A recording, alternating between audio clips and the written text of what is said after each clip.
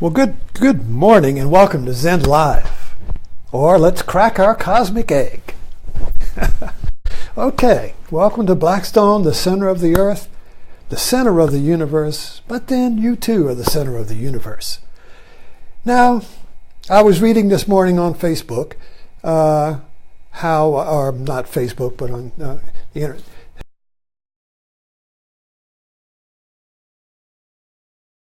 find a reference or cause in our narrative of the mass shooter.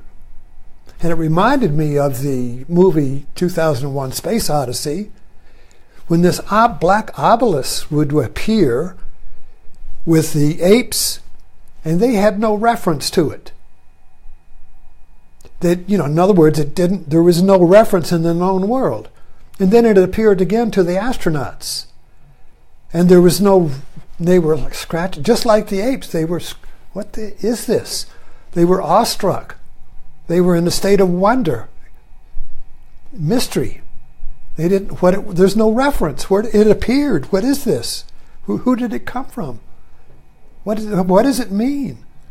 And then it appears again throughout the movie, drawing humanity in its new stages of evolution. So each time the obelisk appeared, there was an evolutionary leap. An evolutionary leap in understanding that was necessary in order to understand the obelisk. You get the idea? In other words, evolution of consciousness, which of course is built upon the evolution of physical bodies. In other words, a single cell evolves from plant to reptile to mammal to man, and then evolution keeps on going, but now in consciousness. So consciousness evolves whenever the obelisk appears. Consciousness evolves whenever something that has no reference to the known world appears. Consciousness evolves because it has to incorporate this new fact that has no reference. A fact that has no reference is a black hole. What does it mean? Where did it come from? What does it mean? We're wonderstruck. We can't incorporate it. Like an oyster, we can't incorporate the sand, the grain of sand, so we keep making a pearl.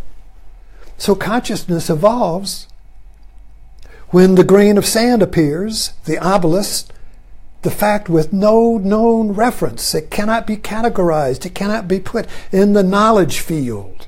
It cannot be incorporated into the known and given a name and given a logic and given a history and put into a field of knowledge and put into a science, you see.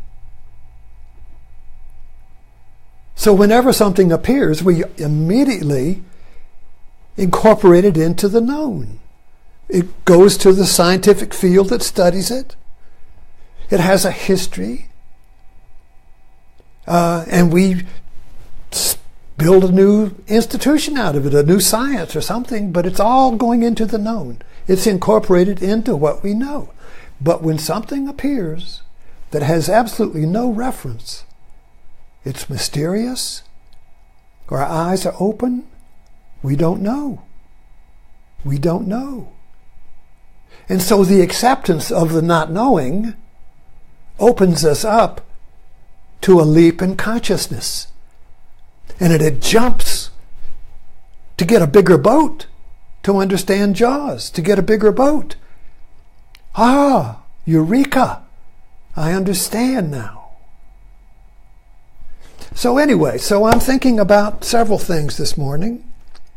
But let's look at the Las Vegas shooter, who is in our current news reporting. You see, media news incorporates everything into what it knows. You have Fox, which incorporates facts into its narrative, and MSNBC or CNN or the others that incorporate what happens into their known narrative. And then you have a few alternative narratives like Brett Bark or whatever, sub-narratives who are incorporating facts into their narrative. But it's all within the known. It's all within the field of the known. Just subcategories of the known. But the totally unknown does not fit any narrative. And thus we come to the Las Vegas shooter.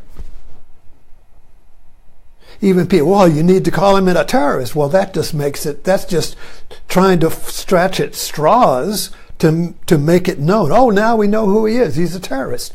And another person says, oh, well, he's evil. Well, that makes him know now he's evil. Now I know what he is. He's evil. That isn't anything. You see, it's just grasping at straws, just throwing words, categories at it, trying to make him fit. But he refuses to be fit. Just like the obelisk in 2001 refused to be fit. So let's take a look at this from a different angle this morning.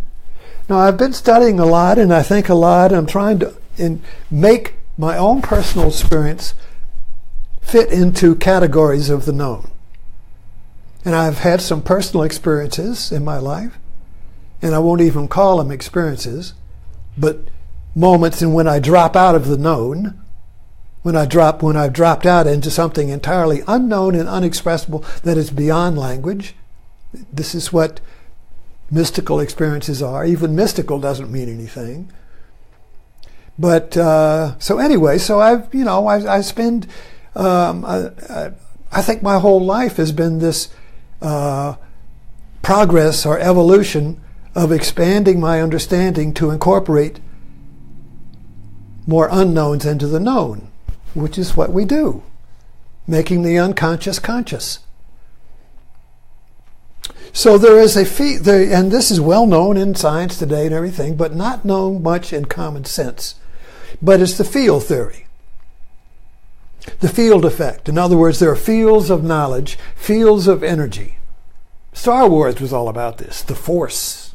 There's a disturbance in the force. The Tao. I mean, this is all floating around here, you see, but we really don't understand it in terms of everyday life. That understand it in terms of science fiction or religion or New Age and all these systems and all these fields of knowledge, you see. But when it comes to everyday life, we revert back to common sense, which is life is just a bunch of marbles knocking into each other, and if a marble moves, it's because another marble is the cause, you see. So our common sense world is that nothing moves unless it has an external force, a cause. So if something moves, like a Las Vegas shooter, that's a movement, he shoots everybody, what's the cause? Well, we got to run around in what we know to find out what the cause is. ISIS, no, cross that off. Psychosis, no, cross that off. Hated his father, no, cross that off. Disgruntled employee, no, cross that off. So we keep crossing off all the known causes. And we end up a big question mark. Well, obviously we need a bigger boat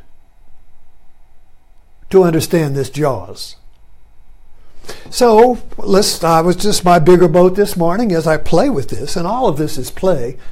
You play with something, trying to get an understanding in it. You can't get an understanding in something if you apply what you know, like pounding a round peg into a square hole. Fit, damn it, fit, you see. When nothing fits, you have to play with it. When nothing fits, you have to relax. Twist it around, be curious. Play with it, you see. So playing with it, so let's take a look at a thunder strike. We all understand that this has been mapped out very easy. So when energy, and I don't know, I'm not a physicist, so this is just my rough understanding, but when energy develops in the clouds, there is a corresponding development energy in the ground, and there's a saturation point reached in the clouds. You can see it happen when a thunderstorm comes. You can feel it. And the building tension is building up. And there's also a corresponding energy built up in the ground. And they're going to meet. There'll be a release of the tension in both. when something stands up, a tree or something, will become a focal point. So there will be a great kabam! This energy is released, and it comes up and it goes down, and it meets in the point of interaction here. Kabam! The field effect. The whole, which is the field, and again, a field can be a field of knowledge, like medical knowledge. Just a little digression. Our new hit TV show is The Good Doctor. And what is The Good Doctor but an example of the field effect?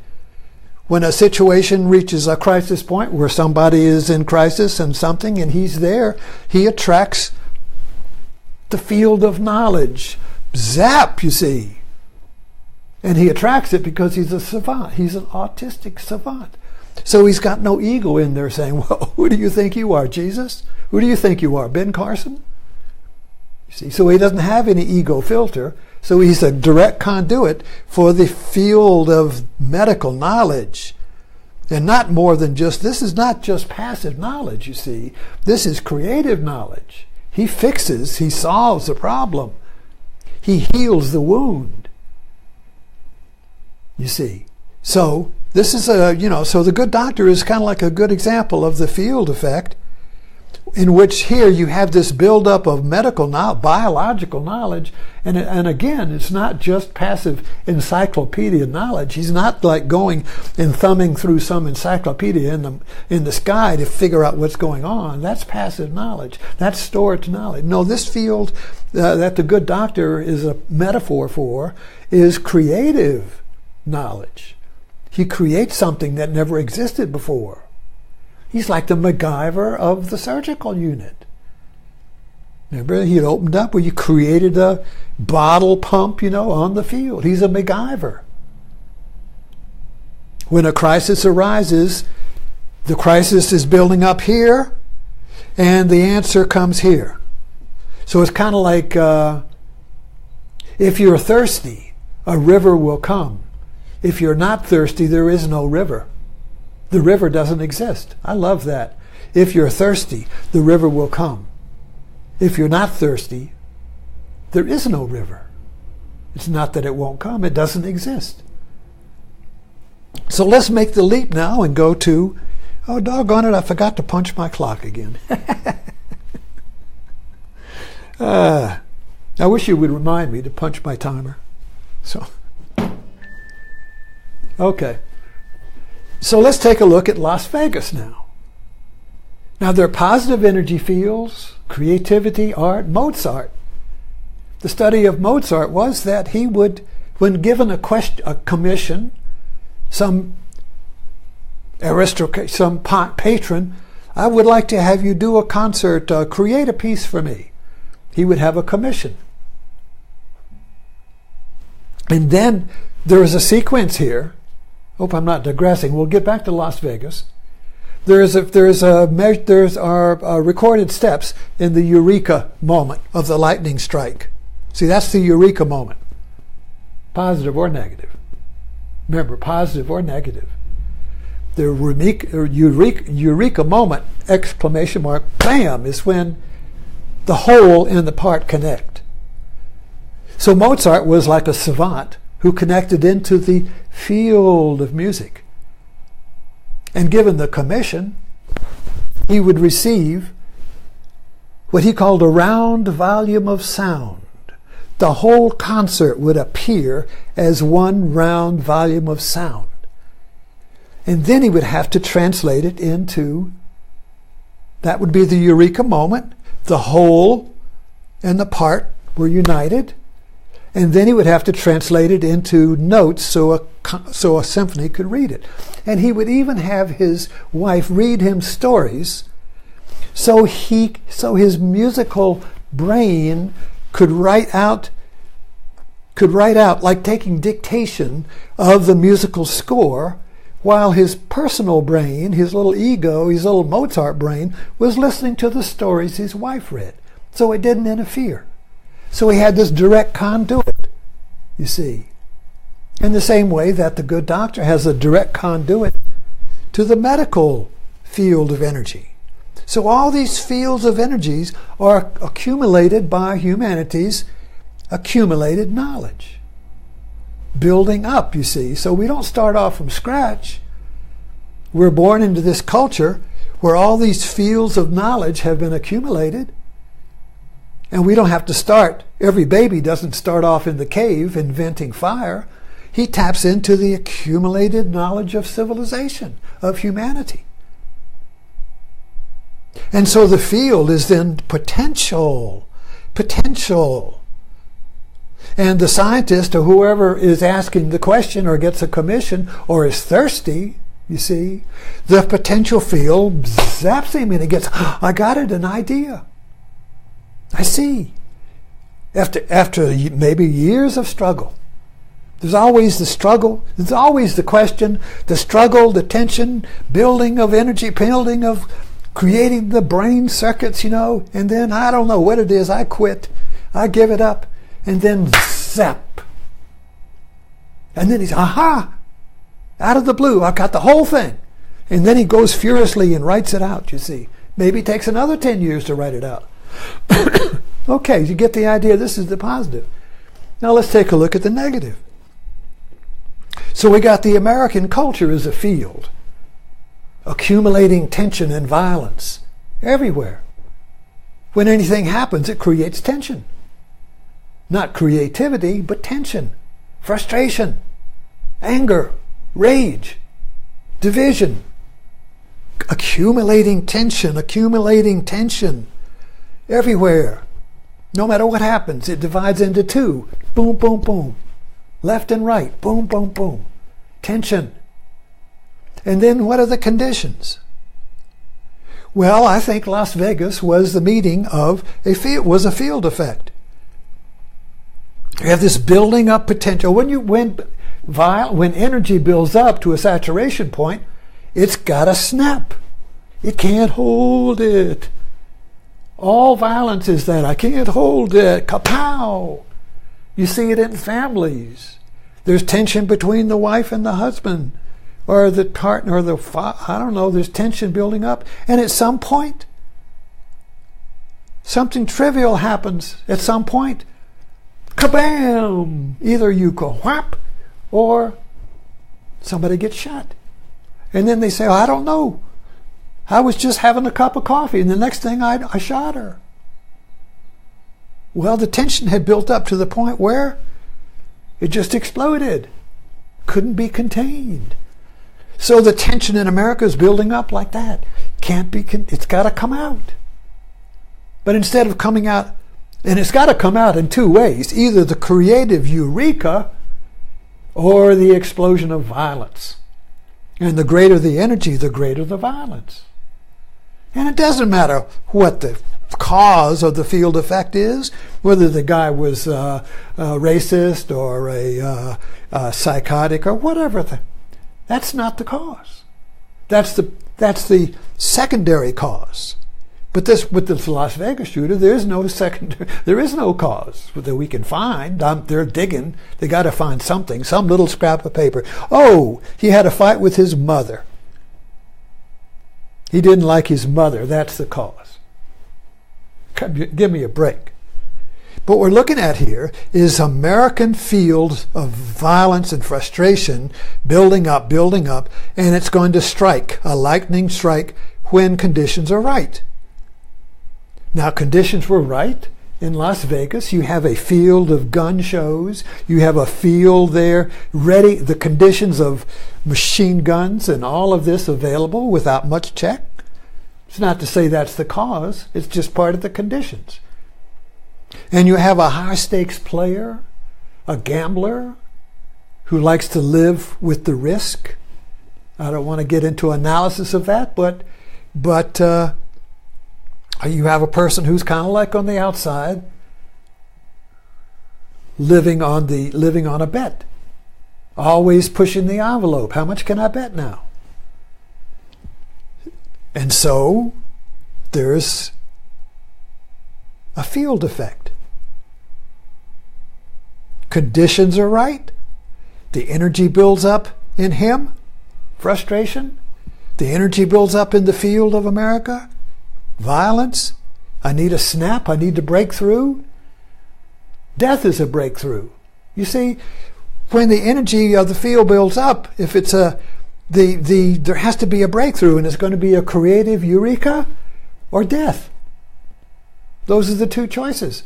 When you're in a double bind, that no matter what you do is lose, lose, lose, and the tension builds up, there's going to be a snap, and it's either going to go to an awakening evolution of your consciousness or to death. Either way, that's the only two options. Self-destruction, civil war, suicide, shoot the other person. Instead of understanding the other person, you shoot them. Instead of transcending the difference, you shoot them. So this field of fear builds up, and so you have a magnificent lightning strike. You got a crowd of 20,000 people. You got all the targets gathered there. You got the gun perch up in the hotel. Nobody checks. Conditions are right. The conditions create the opportunity for the release of tension between the fields. Bam! Bam! Well, of course, there's no understanding or cause. Like a marble hitting another marble, there's no cause in time. It is the whole, which is the field, and the part coming together.